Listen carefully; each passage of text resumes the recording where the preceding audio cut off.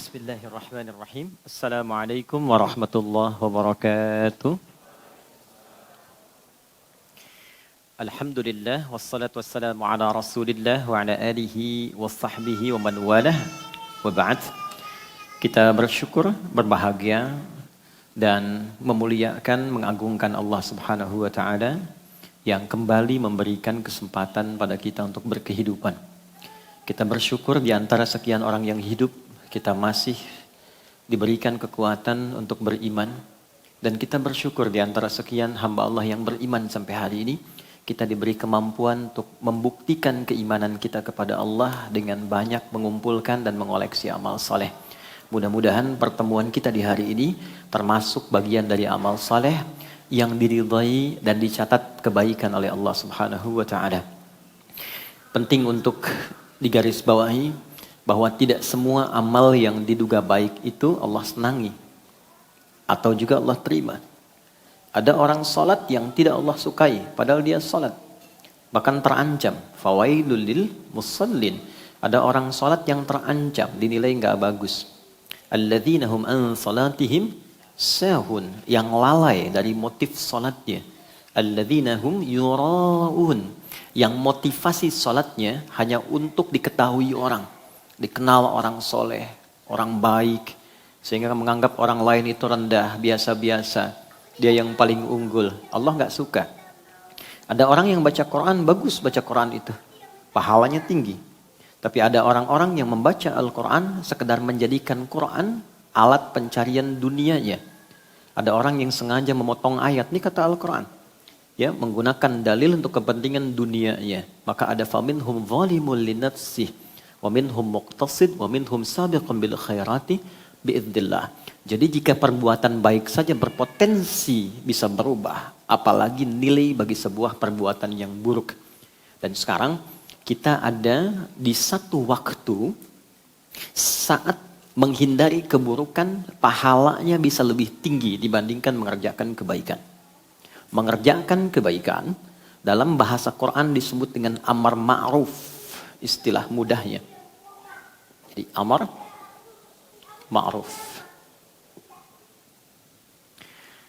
Meninggalkan segala yang buruk, yang tidak ideal, yang dilarang, disebut dengan nahi mungkar, istilahnya.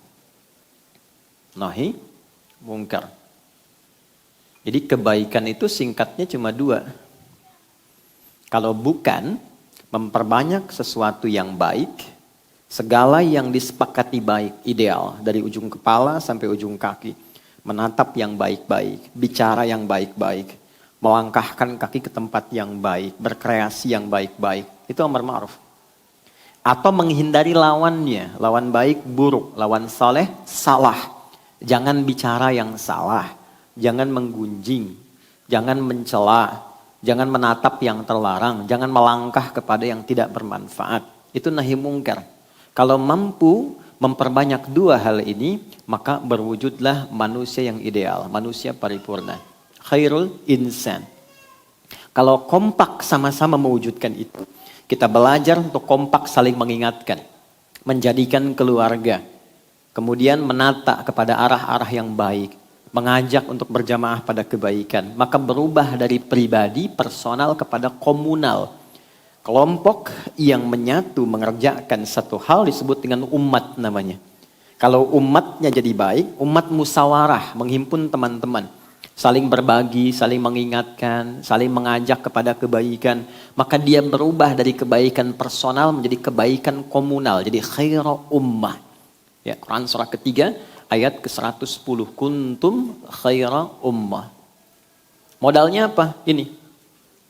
Kuntum khaira ummatin ukhrijat linnas ta'muruna bil ma'ruf wa tanhauna 'anil munkar.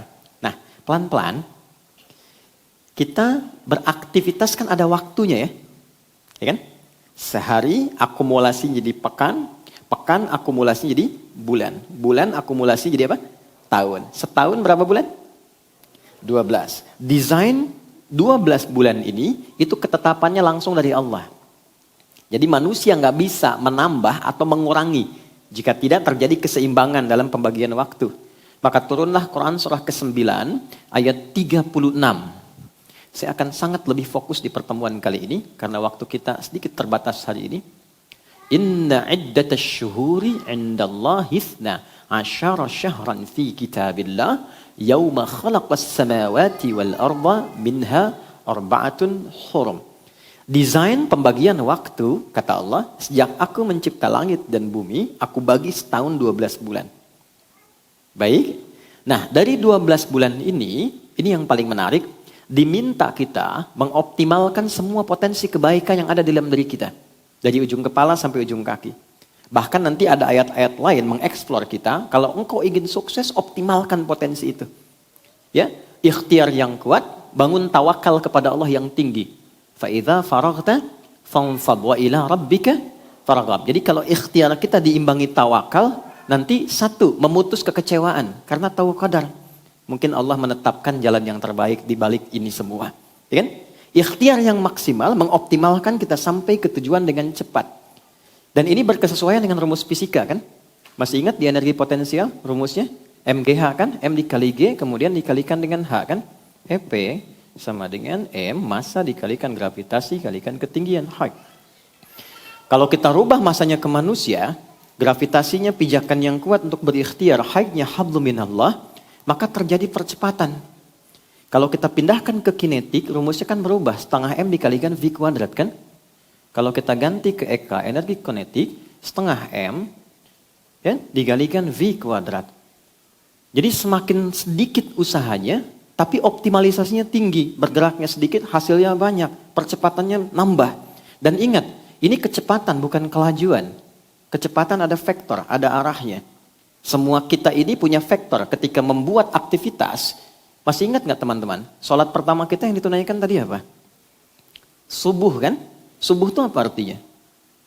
Ada maknanya. Di Islam itu tidak menetapkan nama, hampa makna, mustahil. Selalu ada maknanya. Subuh itu dari kata asbah. Sesuatu yang siap dengan rencana yang akan dieksekusi. Orang Arab tidak mengatakan kaifa asbaht.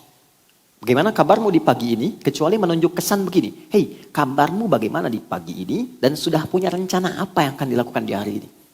Ya, itu yang dimaksud Quran surah ke-81 ayat 18. Wasubhi idza tanaffas. Dan aku bersumpah kata Allah demi waktu subuh yang semua teratur dengan sempurna yang siap untuk dieksekusi. Jadi matahari pun memulai sinarnya di subuh fajar. Tumbuhan mengeluarkan oksigen dari sejak fajar subuh. Jadi tanafas boleh bergerak. Orang Islam disebut muslim, bangun dari tidur, dia sudah punya rencana kehidupan yang akan dilakukan di hari itu. Jadi Anda bangun tidur, saya, kita, itu sudah ditanya, jam 7 mau ngerjakan apa? Jam 8 ada di mana? Planning hari ini sampai tidur lagi apa? Nah, rencana yang telah kita ukur itu dan kita siapkan, sebelum kita kerjakan dieksekusi, kita bawa menghadap Allah lewat skema sholat. Makanya ada sholat subuh. Kita mintalah dalam sholat supaya rencana ini dimudahkan, disepakati, dan dibimbing oleh Allah agar hasilnya optimal. Ini yang menjadikan para sahabat dulu beraktivitas tuh ke masjid dulu. Nanti pulang dari pekerjaan, ke masjid lagi mampir, baru ke rumah. Karena itu aura yang dibawa ke rumah itu auranya aura masjid. Dan masjid kan tenang. Anda kan di jalan ketemu orang singgungan dengan mobil, dengan kendaraan lain. Kadang-kadang emosi meningkat, sudah di kantor banyak masalah, di jalan penuh problem. Terakumulasi yang kena anak. Dah nunggu 8 jam bikin karya, digambar, tulis ayahnya I love you. Nyampe ke rumah, ayah diam kamu. Hah? Capek nih. Kan? Anda ke rumah itu jadi ayah, bukan jadi direktur. Bukan jadi bos. Saya juga ke rumah gak jadi ustad. Saya pulang ke rumah, anak saya tuh butuh ayahnya. Dia gak manggil saya ustad. Belum pernah dalam sejarah kehidupan saya pulang nyampe rumah, ustad. Gak pernah. Mereka panggil Buya. Saya terbang jauh 10 hari. Itu penerbangan paling panjang kemarin ketika saya ke Amerika. Setahun bayangin tuh. Tahun 2002 nyampe 2023. Anak saya udah nunggu rupanya. Pulang malam ditunggu teman-teman. Bayangin anak mau 2 tahun di bulan ini tuh.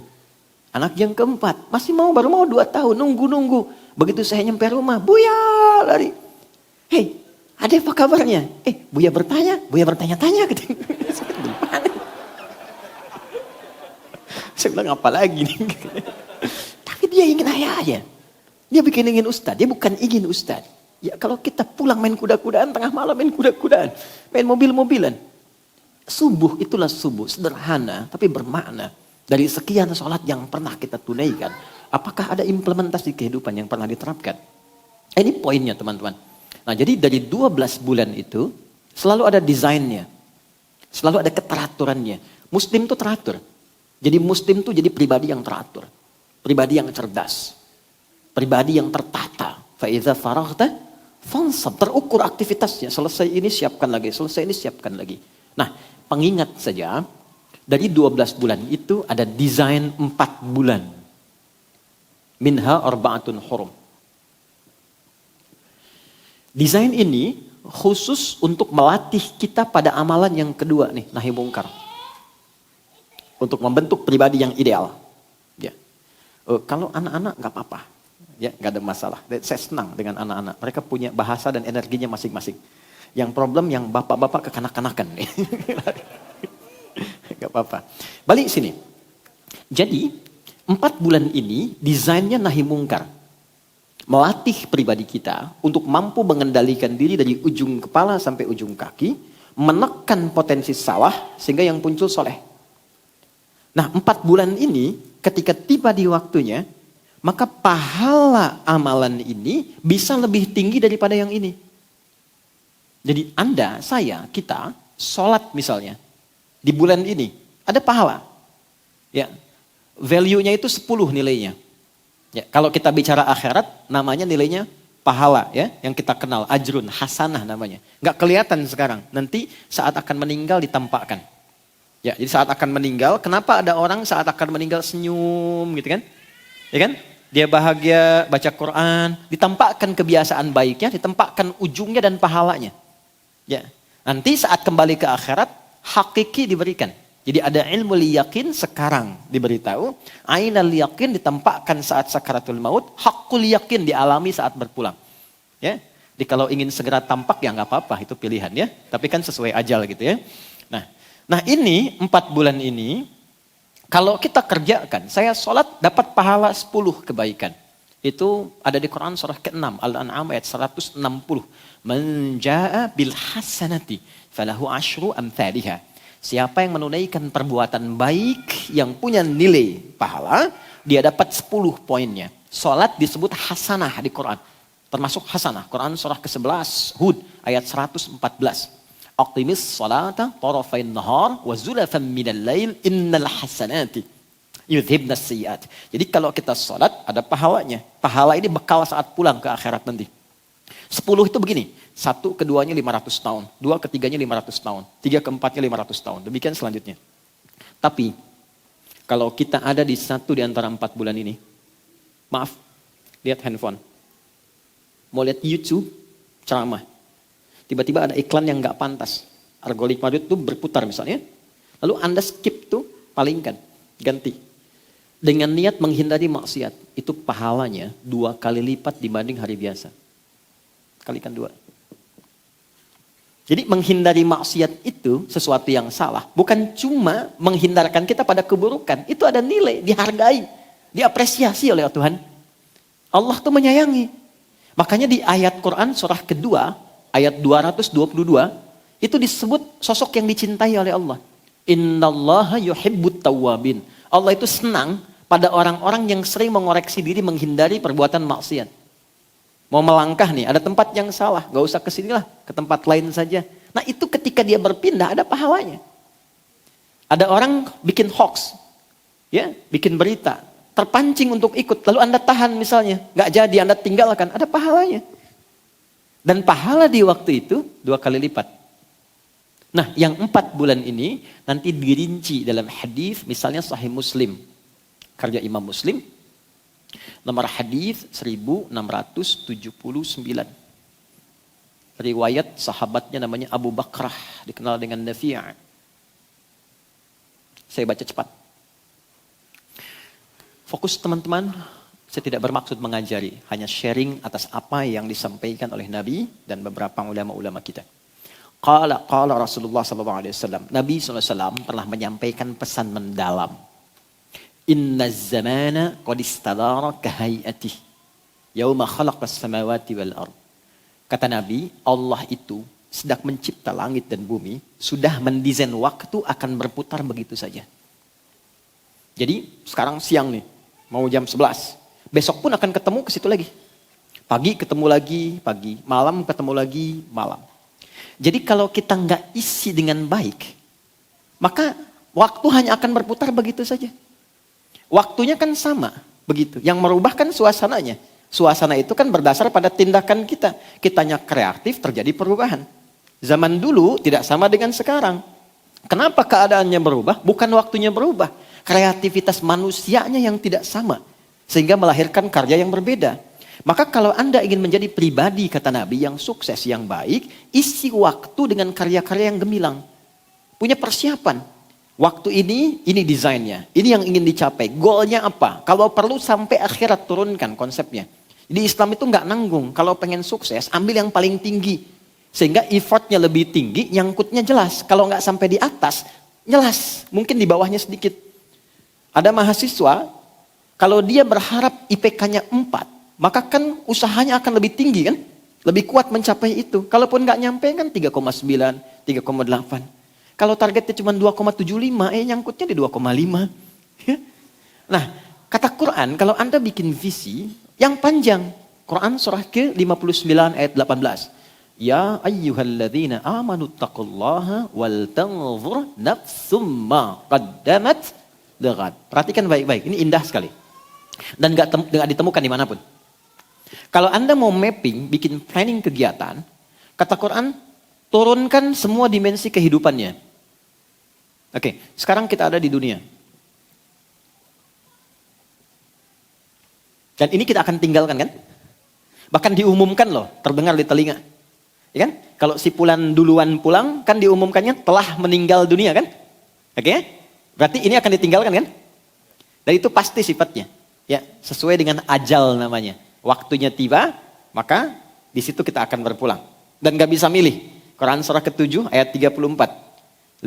Walikulli ummatin ajal. Fa idza jaa ajaluhum la yastakhiruna sa'atan wa la yastaqdimun. Setiap manusia, bahkan umat, bahkan generasi berganti itu punya masa hidup. Kalau sudah tiba, dia berpulang gak bisa dimundurkan atau dimajukan. Jadi bisa saja terjadi, Anda misalnya duluan, saya belakangan, mungkin. Atau ditukar, ya kan? Saya belakangan, Anda duluan, kan mungkin juga terjadi gitu ya. Ya intinya kita meninggalkan dunia ya. Baik. Oke, sekarang dari dunia pindah kemana? Baik, ke barzakh ya. Tempatnya disebut kubur. Afala ya'lamu idza bu'thira ma fil kubur. Pindah ke kubur. Ya. Oh, hati-hati. Dunia yang kita alami real, bukan sinetron berkepanjangan. Ingat ya. Awas. Dari kubur kemana? Akhirat kan ujungnya. Berarti ada 3 alam yang kita lalui. Nah di akhirat ini karena akhir itu ujung sesuatu. Tapi kalau ujung tidak ada awalnya lagi. Itu tembok ya.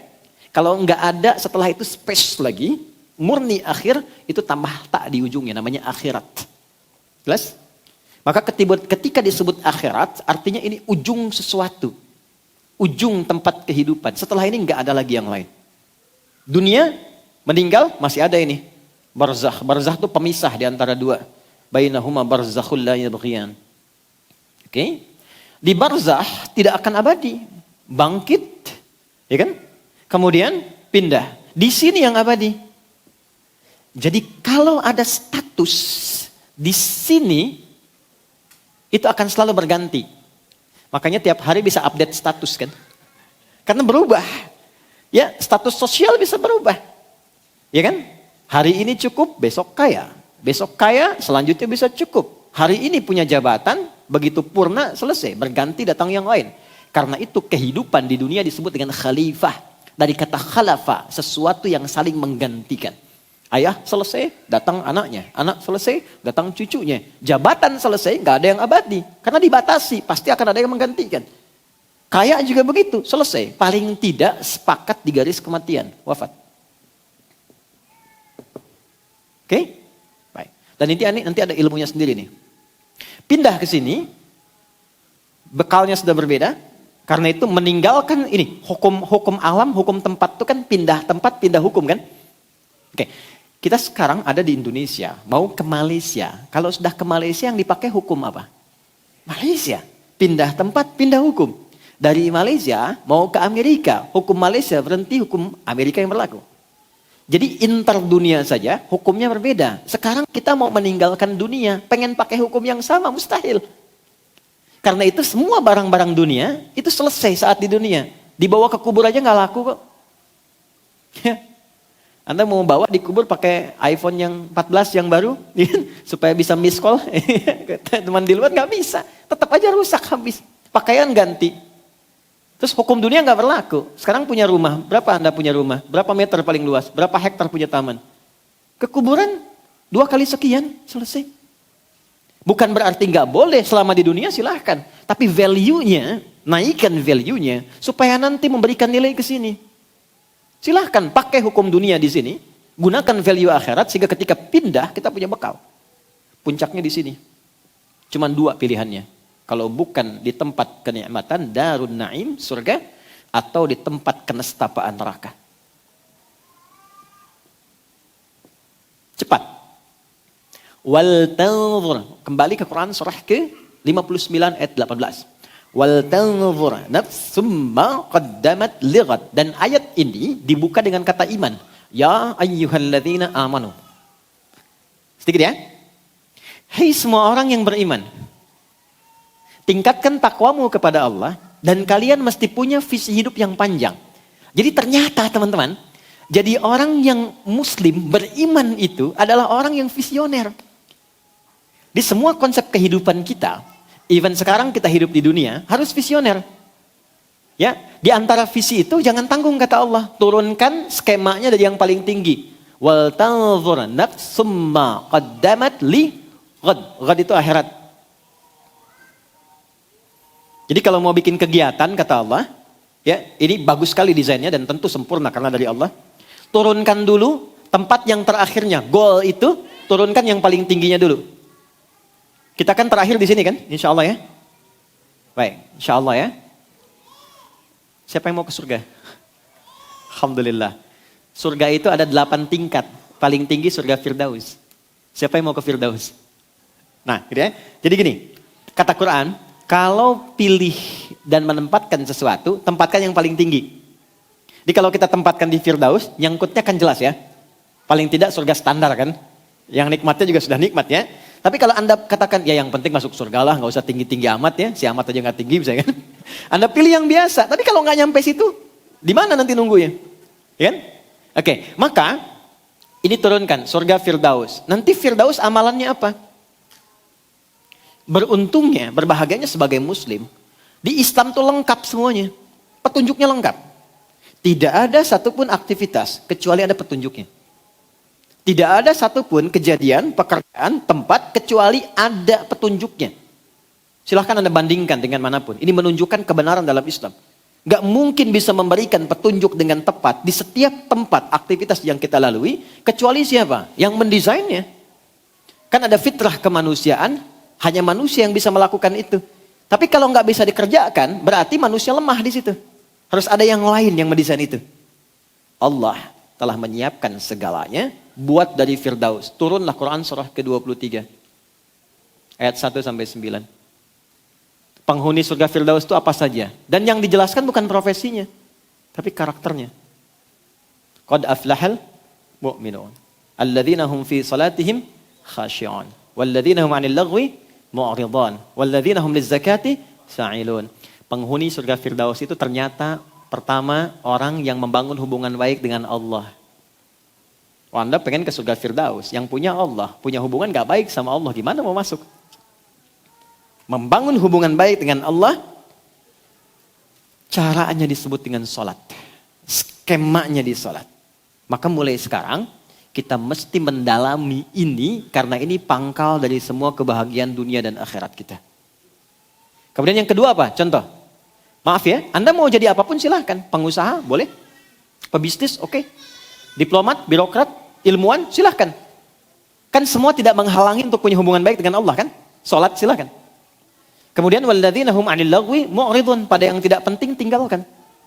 Obrolan yang tidak penting, hal yang tidak penting, yang enggak bermanfaat, itu ini kalau pengen ke sini.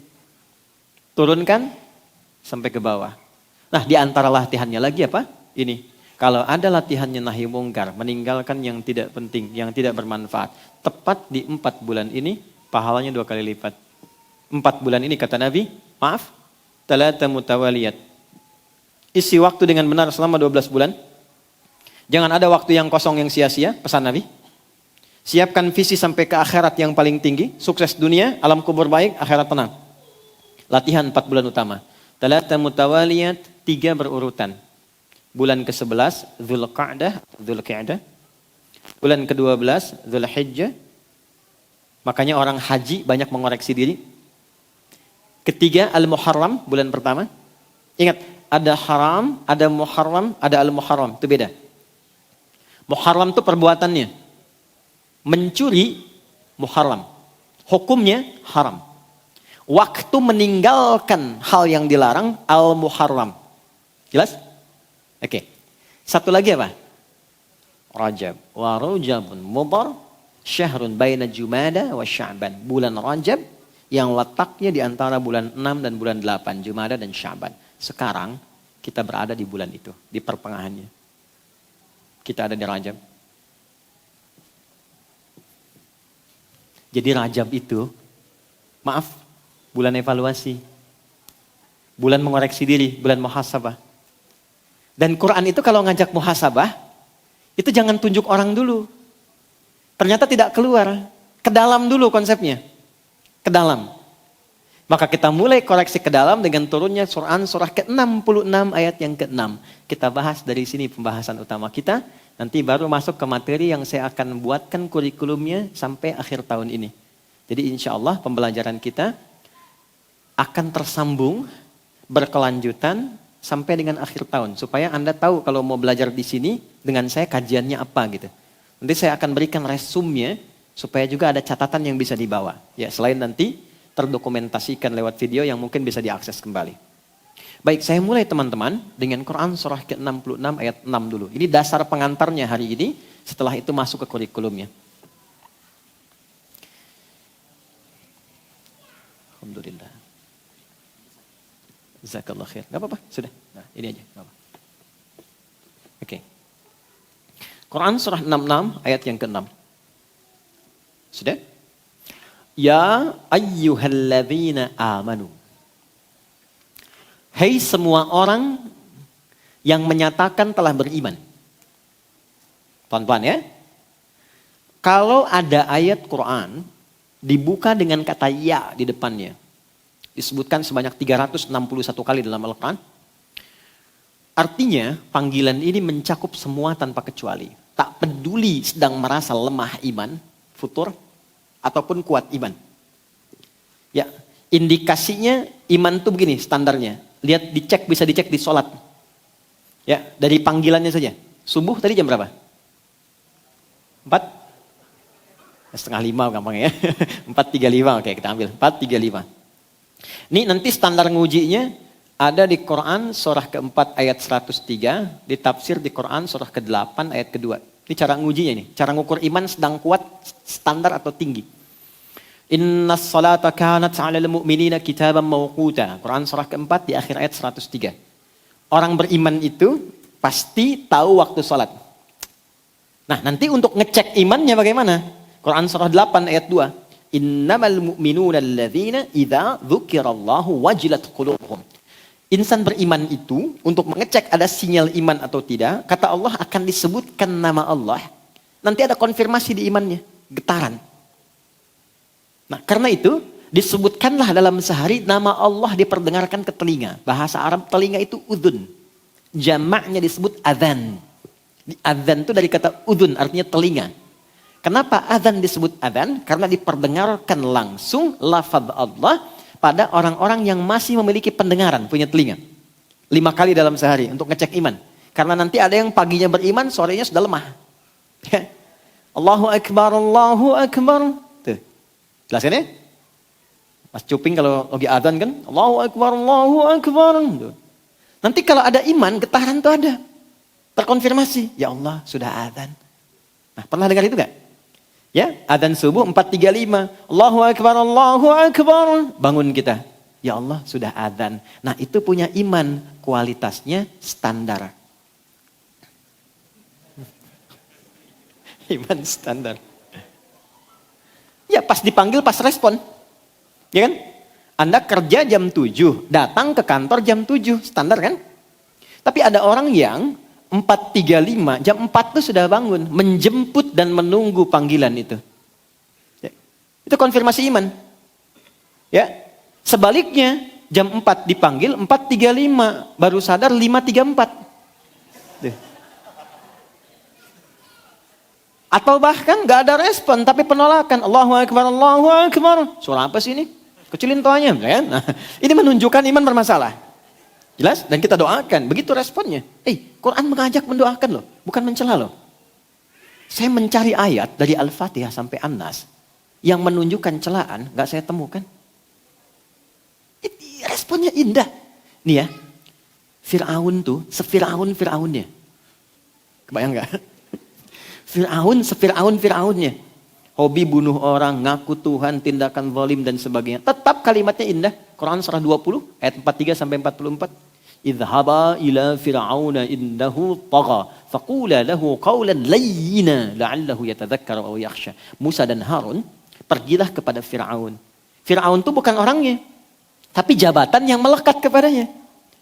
Tuh lihat ya, ada orang salah menyalahgunakan wewenang jabatan. Oleh Allah dilarang mengeksplorasi dan mencela orangnya. Bukan namanya yang salah. Perilakunya yang keliru. Jangan karena perilaku salah Anda cela namanya.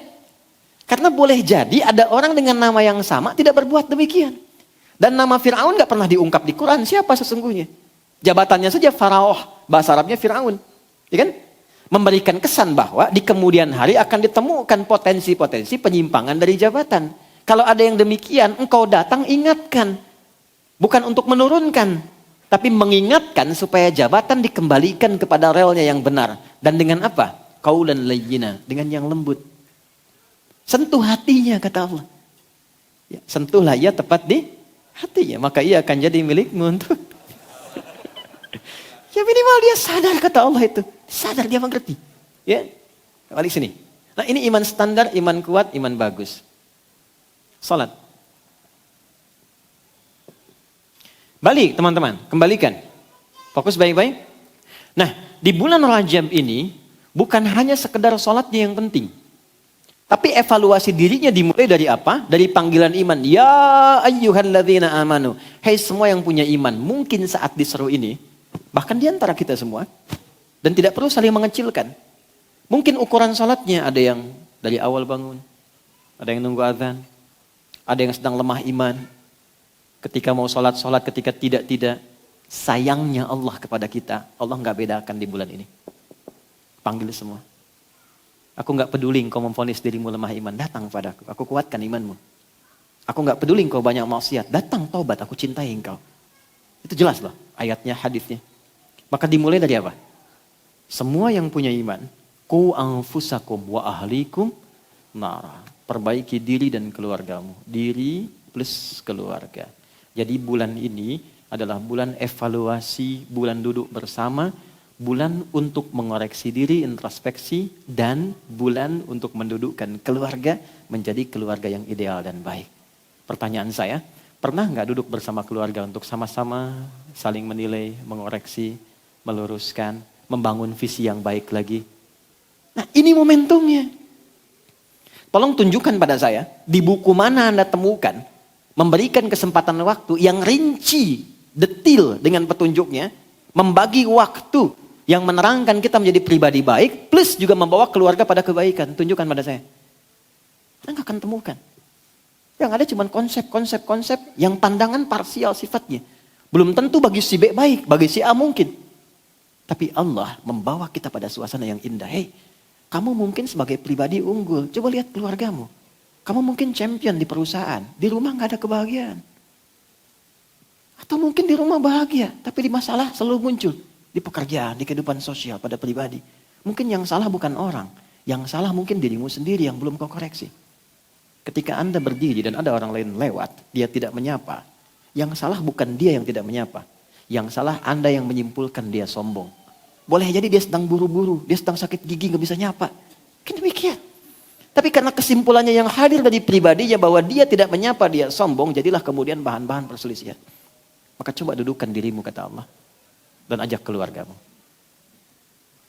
Nah, ini yang coba kita akan turunkan pelan-pelan. Bagaimana konsep muhasabah diri yang baik, plus menyertakan keluarga di dalamnya. Dari segi waktunya sampai detil pelaksanaannya. Kita mulai dengan Quran surah ke-51 ayat 18. Keutamaannya ditemukan, keutamaannya ada di Quran surah ketiga ayat 17. Wah, ini musyawarah sesungguhnya nih. Sakinah, mawaddah dan rahmah. Ya bukan cuma istrinya namanya Sakinah, ya kan? Anaknya namanya Mawaddah, adiknya namanya Rahmah, bukan itu juga. Ya kalau kita nggak terapkan ini, belum tentu tenang di rumah tangga. Ya. Ibu pilih mana? Kaya tapi gelisah atau miskin tapi tenang? Kaya tapi tenang. Tenang ya. Oke. Yuk kita mulai. Bismillahirrahmanirrahim. Tolong diingatkan kalau sudah 11:04 ya, karena saya nggak pakai jam. Bismillahirrahmanirrahim. Wabil ashari hum yastaghfirun. Quran surah 51 ayat 18. Paling kanan di pertengahan mushaf standar. Kalau mau lebih hebat, lebih dahsyat. Ini langsung dari Allah ya. Kita bisa turunkan keluarga ideal menurut Quran sampai disebut penghuni surga yang sedang beraktivitas di bumi. Calon penghuni taman surga yang sedang beraktivitas di bumi. Dari ayat 15-nya, Quran surah 51 dari ayat 15. Dimulai dari situ dulu. Innal muttaqina fi jannati wa 'uyun. Inna, kalau ada ayat dibuka dengan inna, itu fungsinya meyakinkan. Jangan ragu. Menancapkan kuat pada hati, jangan goyah. Bahasa Arabnya harfun nasbin wa taukidin tansibul isma wa tarfa'ul khabara mabniyun 'alal fathi la mahalla lahu minal i'rabi. Paham? Tidak. Singkatnya, huruf untuk meyakinkan dengan kuat supaya enggak ragu. Innal muttaqina, yakinkan pada dirimu, jangan ragu. Ada golongan orang-orang takwa yang akan aku tempatkan di taman surga. Allahu Akbar. Kan kalau ada komplek yang indah tamannya kan ya? Dekat taman kan enak ya? Nah, siapa mereka itu? Akhidhina ma atahum rabbuhum innahum kanu qabla dzalika muhsinin. Mereka mendapatkan apa yang telah dijanjikan oleh Allah. Jadi ini ada perjanjian, ada komitmen. Allah ngasih gambaran, kalau engkau kerjakan ini, nanti saat pulang aku berikan ini. Terus dia mengambil itu, dia komitmen. Dia yakin dengan janji Allah, lalu ketika pulang Allah berikan, Allah wujudkan itu. Akhidhina ma atahum rabbuhum. Allah berikan apa yang telah dijanjikan kepada mereka. Perhatikan ya, ayat ini bentuknya selalu jamak. Kalau jamak 1 atau 2? Banyak atau sedikit? Banyak. Kalau kita tarik ke keluarga, perhatikan. Allah menginginkan dalam kehidupan dulu, tarik dulu ke internal. Allah menginginkan yang ke surga itu bukan cuman ayahnya saja. Bukan cuma istrinya saja. Tapi Allah katakan, hei, jadikan kehidupan ideal di keluargamu, masuk surga sama-sama. Dan tempati itu yang terindah di tamannya. Jadi kalau ke Firdaus di tamannya, surga Aden di tamannya gitu. Siapa mereka itu? Innahum kanu qabla dzalika muhsinin. Mereka itu adalah satu keluarga yang membangun visi hidupnya untuk mendapatkan ridha Allah. Ihsan itu an ta'budallaha ka'annaka tarahu fa illam takun tarahu fa innahu yarak. Menjadikan semua kegiatannya supaya disenangi Allah. Itu keluarga. Nah, apa yang mereka pertama lakukan? Mereka mencari waktu dulu, waktu yang terbaik, yang tenang, yang nyaman, supaya di waktu ini kondisi pikirannya juga tenang, hatinya tenang, dan dengan ketenangan itulah lahirlah rencana-rencana yang cemerlang. Jiwa yang tenang melahirkan ide yang cemerlang. Jiwa yang tenang melahirkan kreativitas yang cemerlang. Riset menunjukkan tidak ada waktu yang paling menenangkan kepada jiwa dan pikiran kecuali waktu-waktu jeda di pertengahan malam menuju ke subuh. Silahkan cek. Riset menunjukkan demikian. Even itu di Amerika. Saat saya di Amerika juga riset itu diungkap kembali. Ya, waktu-waktu pertengahan malam. Kalau sekarang mungkin sekitar jam 2 sampai ke setengah 5 itu waktu paling ideal. Jadi kalau di situ bisa duduk dengan tenang, kalau baca Quran cepat kerasa ke jiwa. Gak percaya silakan, Anda baca Quran sekarang, itu 5-10 menit ngantuk. Dan getarannya ke jiwa gak sama dengan ketika baca jam setengah 4 malam. Beda. Itu yang dimaksud Quran, surah ke-73 ayat yang ke-6. Inna nasyi'atal laili hiya asyaddu wat'aw wa aqwamu qila. Anda kalau berdoa di pertengahan malam atau baca Quran, itu getarannya ke hati tinggi. Makanya kalau Anda sedang berdoa ya, saat tahajud, lebih hening, lebih terasa ke jiwa kan? Karena sedang dalam kondisi yang terbaik, yang ideal. Nah sekarang, setelah menemukan waktu itu, kata Allah, kanu qalila minal laili ma yahja'un. Kalau wakaf di sini, maka bentuknya menjadi VVIP. Tawaran terbatas. Yang istimewa itu gak banyak kan? Terbatas ya? Maka seakan Allah ingin mengatakan begini, kalau engkau ingin menjadi keluarga ideal sampai ke surga, gak semua orang bisa mencapai itu. Kecuali yang terbatas. Maka jadilah bagian dari itu. Kalau ayatnya disambungkan, kanu qalilan minal laili ma yahja'un, maka berubahlah menjadi amalan. Apa amalan keluarga terbatas itu? Yang pertama, mereka mulai latihan dengan menunaikan tahajud bersama.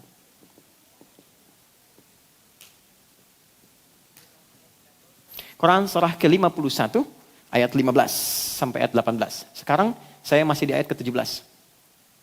Sudah? Pelan-pelan ya. Oke, sekarang gini. Saya bikin gambaran waktu dulu.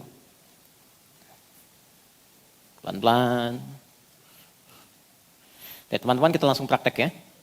Subuh jam 4.35. Fokus. Waktu ideal tadi kurang lebih dari jam 2 atau jam 3 lah. Kita ambil di ujung malamnya, sepertiga malam. Ambil jam 3 aja. Pelan-pelan ya. Isya jam berapa? Oke, ambil kita genapkan 19.30 misal. Dari Isya sampai ke sini, ini lail namanya. Lail, al-lail. Oke, dari Isya nih sampai ke sini lail namanya. Sudah? Wal laili idza yaghsha. Aqimis salata liduluki syamsi ila ghasaqil lail. Ini lail. Jadi semua yang ada kata-kata lail artinya waktu malam. Ingat ya? Dan turunannya. Saya pernah katakan lail, laila, lili, lela, layali itu malam. Ya, ibu leli, ibu malam tuh. Lail. Fokus. Sampai sini ini ujung malam, sepertiga malam. Tahan dulu ya, ini penting. Subuh 4.35, 15 menit ke 30 menit menjelang subuh, kita batasin lah di tengah-tengahnya, di 15, 20 menit lah. 20 menit menjelang subuh, ini subuh nih. Yang ini 20 menit sebelum subuh, namanya sahar. Waktu sahar, waktu singkat menjelang fajar, menjelang subuh.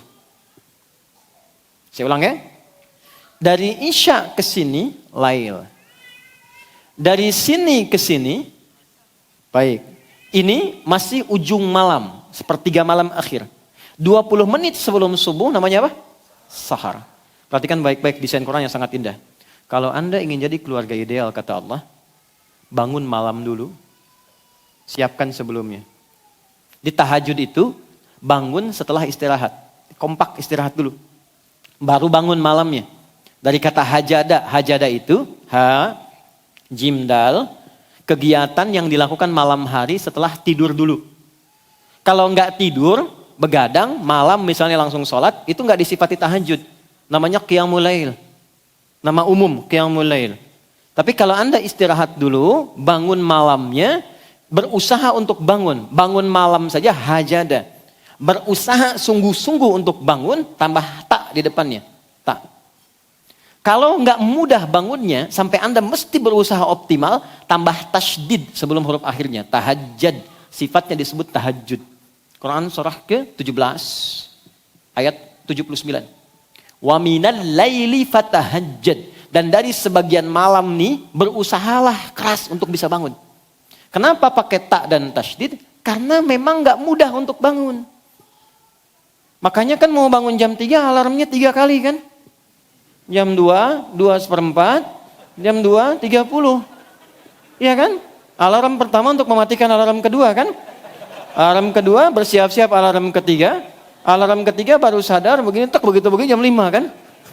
Awal-awal. Alhamdulillah yang dihisap niatnya kan. Oke, pertama. Ini tahajud. Dia sudah kompak. Mama kalau bangun duluan, ayah bangunin ya. Tapi kalau sulit gimana? Siram aja pakai air. Baik. Fokus. Siapin. Ada apa di tahajud ini? Allah sudah janjikan. Ada waktu-waktu yang spesial. Yang kalau bahkan keluarga bisa melakukannya. Yang pertama Allah berikan ketenangan dalam hati satu keluarga itu. Nah ketenangan ini yang dibutuhkan dalam rumah tangga. Ini sakinah yang Anda dambakan. Jadi ketenangan itu maksudnya ketenangan untuk melahirkan kemampuan mengatasi persoalan dalam kehidupan. Nah ketenangan yang datang setelah kesulitan itu pergi itu disebut sakinah namanya. Ketenangan yang datang lewat ibadah disebut tumakninah namanya. Oke?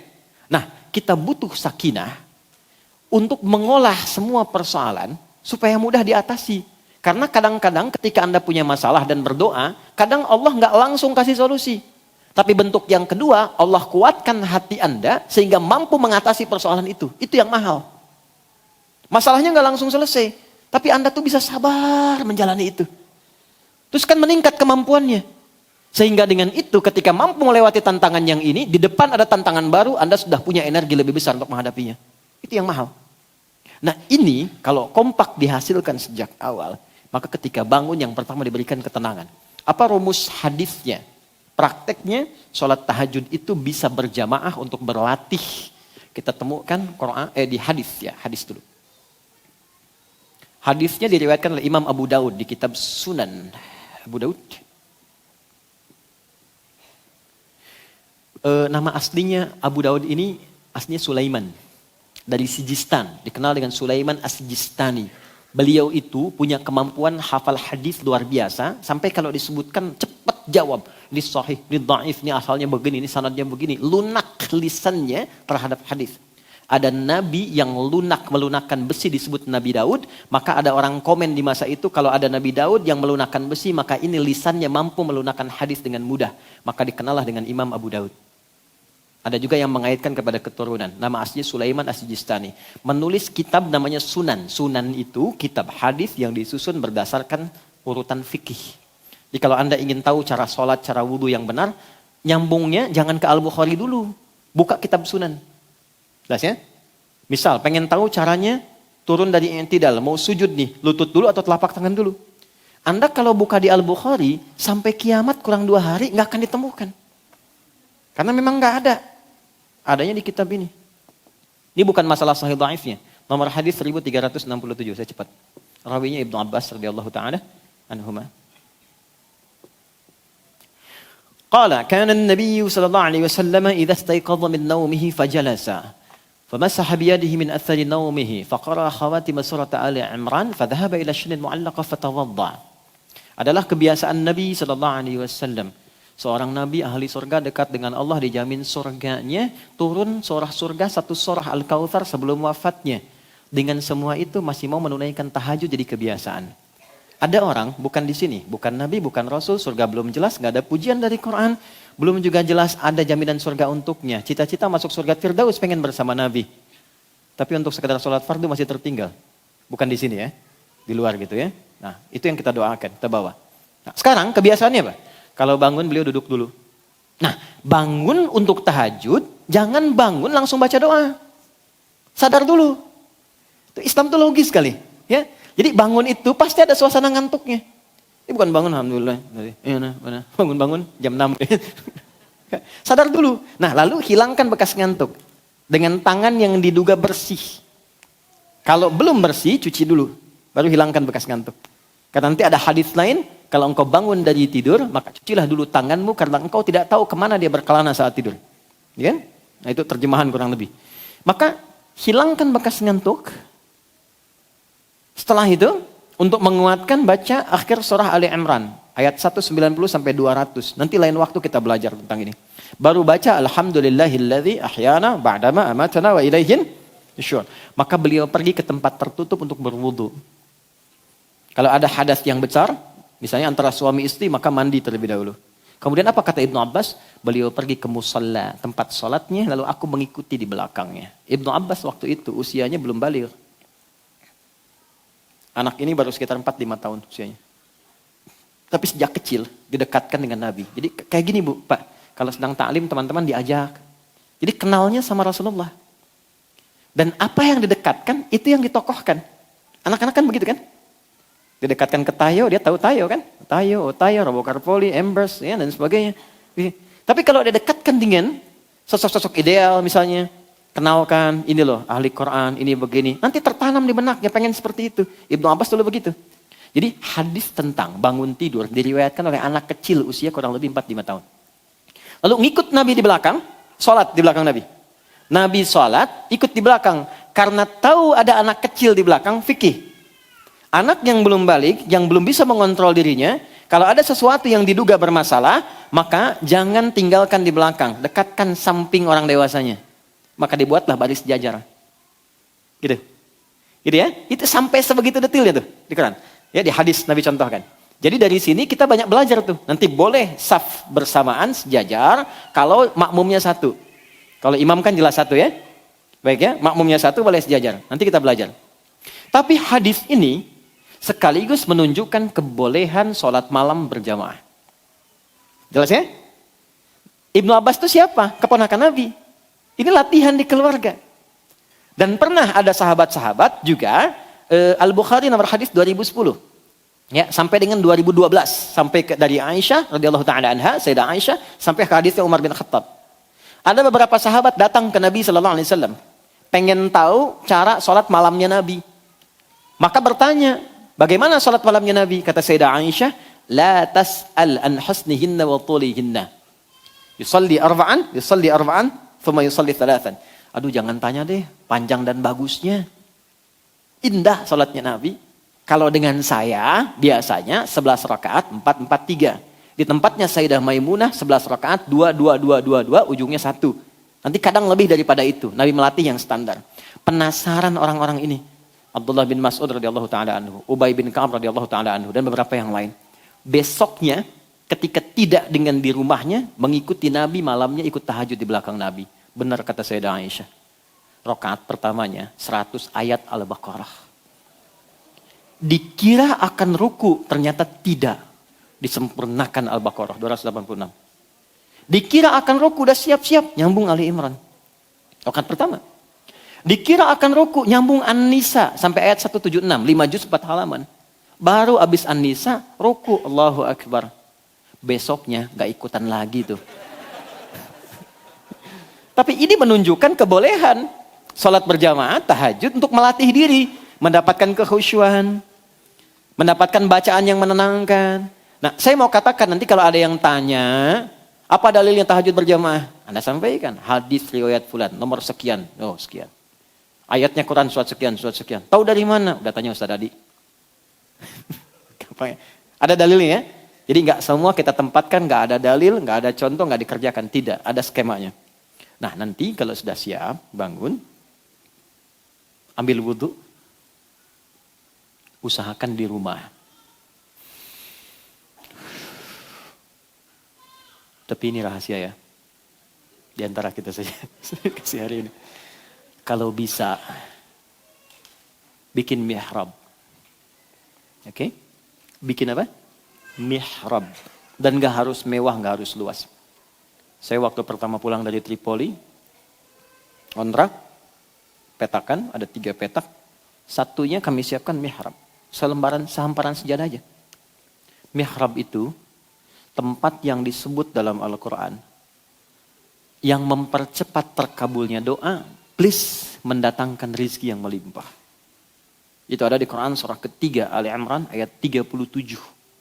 Maryam punya mihrab. Tidak harus di masjid. Di rumah bisa dibikin. Tapi tolong, itu khususkan ibadah saja. Jadi di luar ibadah, keluar dari situ.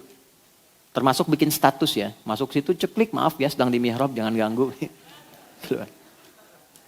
Jadi sholat, baca Quran, berdoa di situ. Perhatikan baik-baik. Kalau punya agak luas tempatnya, siapkan malam bangun. Buka dengan sholat dulu. Antum latihan teman-teman, yang ikhwan. Kan imamnya antum. Imamnya kan antum. Masa anak anda sekarang sudah mulai membaca, menghafal. Ya kan? Bapaknya juga semangat. Di sekolah kami, tidak ada anak masuk sekolah kami, kecuali ibunya juga mesti ikut. Perjanjian di awal. Anaknya belajar, ibunya belajar. Di anaknya tahsin, ibunya tahsin. Jadi pulang dari sekolah, anak setoran ke ibunya, ibunya pun sudah satu level. Nah antum naikkan yang laki-laki, karena antum imamnya.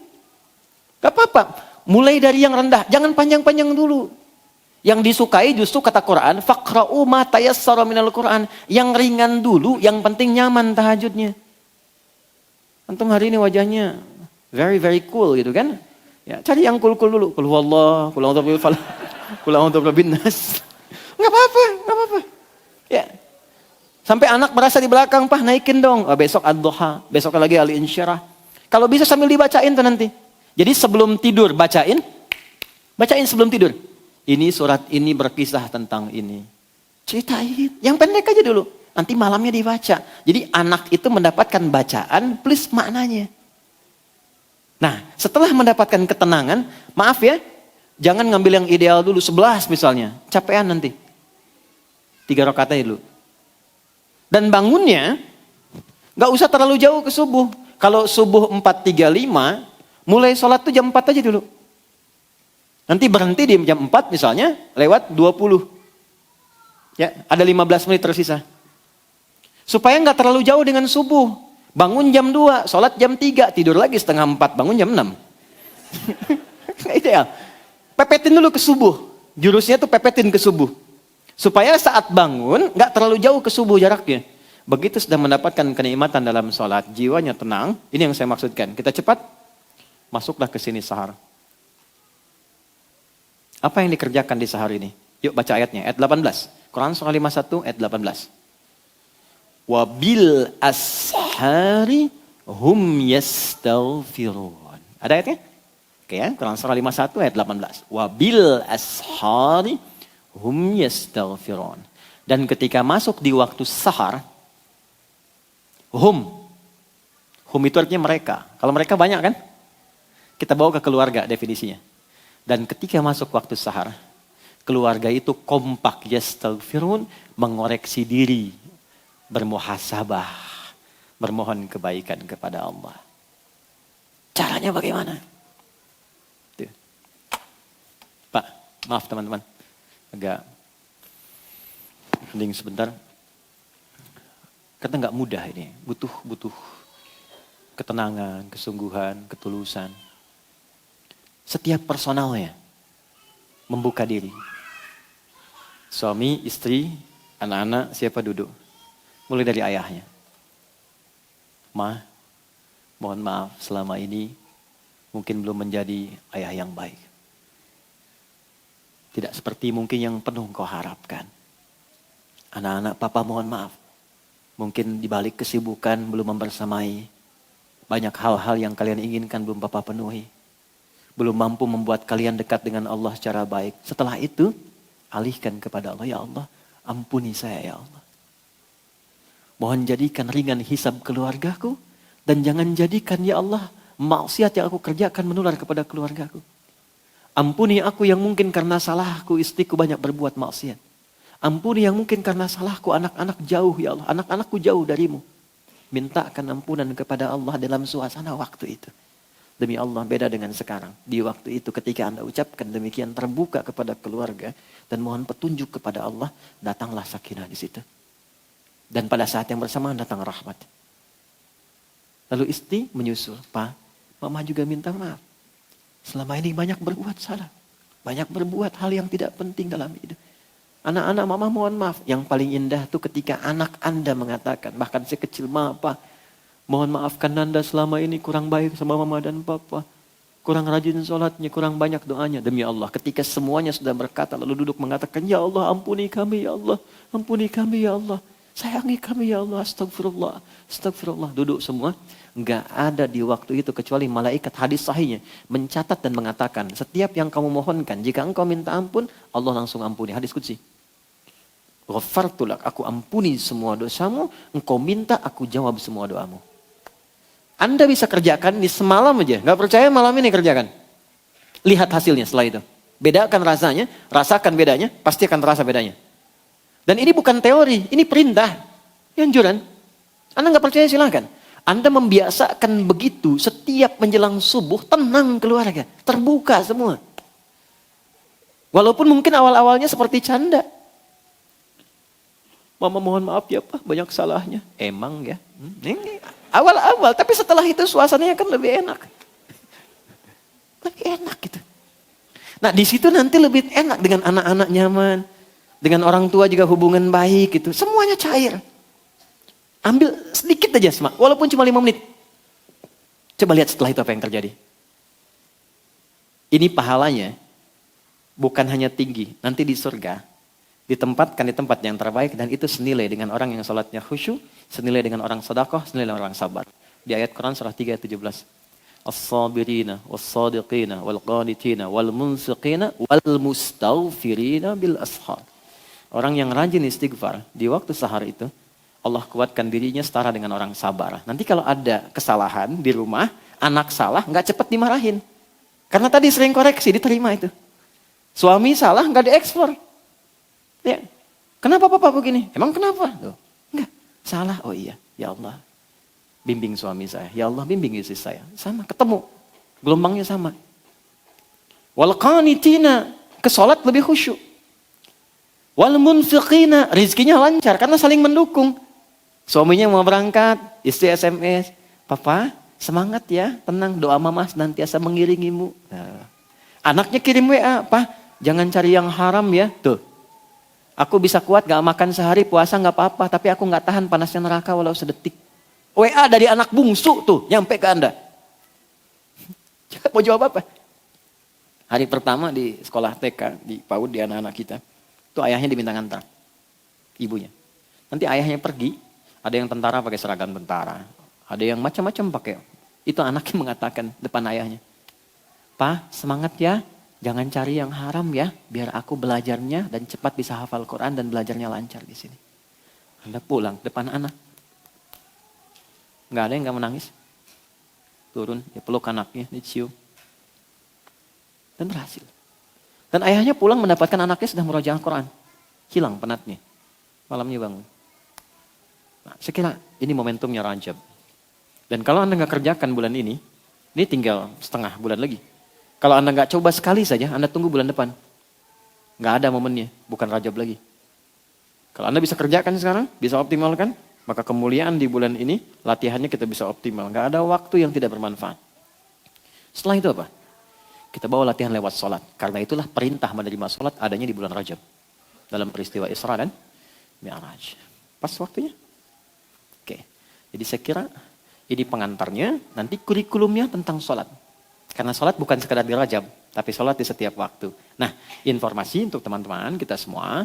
Materi untuk ke depan. Saya insya Allah akan buatkan kurikulum khusus tentang sholat. Pembahasannya di insya Allah semua aspek.